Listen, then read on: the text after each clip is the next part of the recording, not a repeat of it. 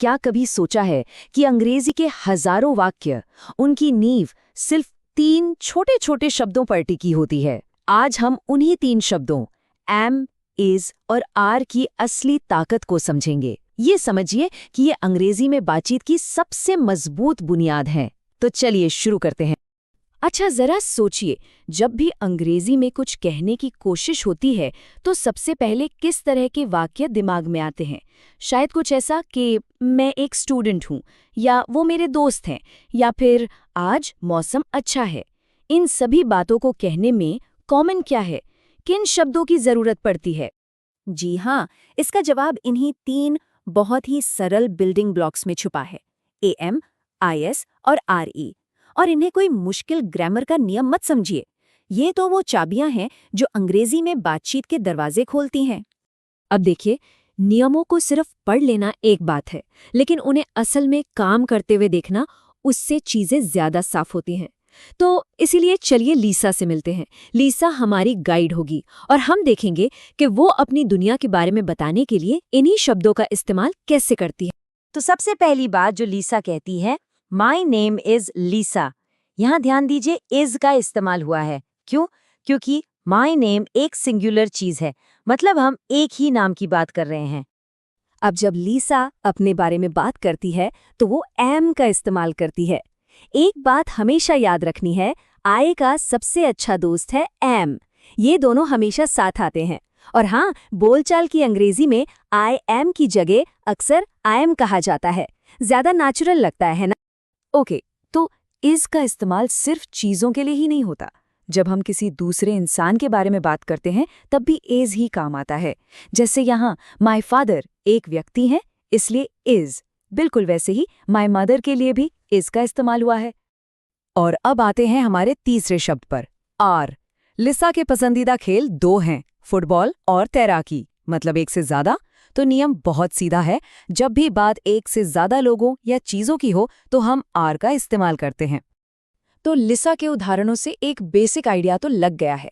अब चलिए इन्हीं नियमों को थोड़ा और साफ तरीके से समझते हैं, ताकि इन्हें इस्तेमाल करते वक्त पूरा कॉन्फिडेंस रहे। ये टेबल देखिए, इससे सब कुछ एकदम क्रिस्टल क्लियर हो जाएगा। आई के साथ हमेशा एम, कोई एक व्यक्ति या चीज हो, मतलब ही, शी या इट, तो इज। और जब एक से ज्यादा लोग या चीजें हों, जैसे वी, यू, दे, तो आर। बस इतना ही है। ये 3 सिंपल पेयरिंग्स याद रखनी है। चलिए कुछ और उदाहरणों से इसे पक्का करते हैं। आई एम 32 years old, यहाँ आई के साथ एम है। John is afraid of dogs, John एक इंसान है, इसलिए इज। फिर N and I are good friends, अब यहाँ 2 लोग हो गए, एन और मैन, इसलिए आर का इस्तेमाल हुआ। देखा, ये नियम हर बार हर जगह काम करता है। ठीक है, तो पॉजिटिव वाक्य बनाना तो आ गया, लेकिन अगर नहीं कहना हो तो, मतलब अगर कोई बात सच नहीं है तो उसे कैसे कहेंगे? अच्छी खबर ये है कि ये भी बहुत बहुत आसान है। देखिए कितना सिंपल है। किसी भी वाक्य को नेगेटिव बनाने के लिए बस एम, इज या आर के ठीक बाद नॉट लगा देना है, बस। और कुछ भी बदलने की जरूरत नहीं है। इन उदाहरणों को देखिए जरा। हर वाक्य में बस एम, इज या आर के फौरन बाद नॉट लगाया गया है और वाक्य पॉजिटिव से नेगेटिव बन गया। कितना सरल और कितना पावरफुल नियम है ना? तो अब जब नियम साफ हो गए हैं तो एक कदम आगे बढ़ते हैं। अब सीखते हैं कि अपनी अंग्रेजी को और स्वाभाविक और फ्लुएंट कैसे बनाएं। और इसका राज छिपा है कॉन्ट्रैक्शंस में। कॉन्ट्रैक्शन, ये बस 2 शब्दों को जोड़कर छोटा करने का एक तरीका है।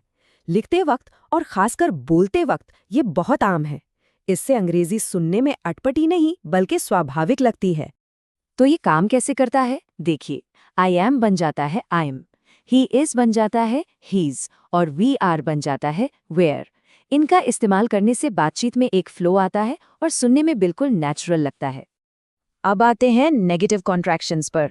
इज नॉट बन जाता है इजंट, आर नॉट बन जाता है आंट। लेकिन एक चीज यहाँ ध्यान देने वाली है, एम नॉट का कोई अलग से कॉमन कॉन्ट्रैक्शन नहीं होता। इसके लिए हम आई एम नॉट ही कहते हैं। इसके अलावा ये 3 कॉन्ट्रैक्शंस, दैट्स, देयर्स और हियर्स, इतने आम हैं कि ये हर जगह सुनने को मिलेंगे। सोचकर देखिए, देयर इज क्रिस कहने से बेहतर और ज्यादा स्वाभाविक लगता है देयर इज क्रिस, है ना? तो काफी कुछ कवर हो गया है ना? चलिए एक जल्दी से रिकैप करते हैं सारी जरूरी बातों का, ताकि ये सब दिमाग में अच्छे से बैठ जाएं। तो ये रहा पूरा 4 स्टेप फॉर्मूला। पहला, सब्जेक्ट चुनें। दूसरा, उसके हिसाब से सही वर्ब यानी एम, इज या आर लगाएं। तीसरा, नेगेटिव बनाना हो तो वर्ब के बाद नॉट जोड़ दें। और चौथा, नेचुरल साउंड करने के लिए कॉन्ट्रैक्शंस का इस्तेमाल करें। बस इन 3 शब्दों पर महारत हासिल करना ही कॉन्फिडेंस से अंग्रेजी बोलने की तरफ पहला और सबसे जरूरी कदम है। तो अब अंग्रेजी के सबसे जरूरी, सबसे बुनियादी बिल्डिंग ब्लॉक्स हाथ लग चुके हैं।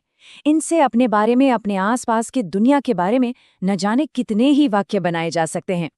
तो अब आखिरी सवाल ये है कि इस नई शक्ति के साथ पहला वाक्य क्या बनाया जाएगा?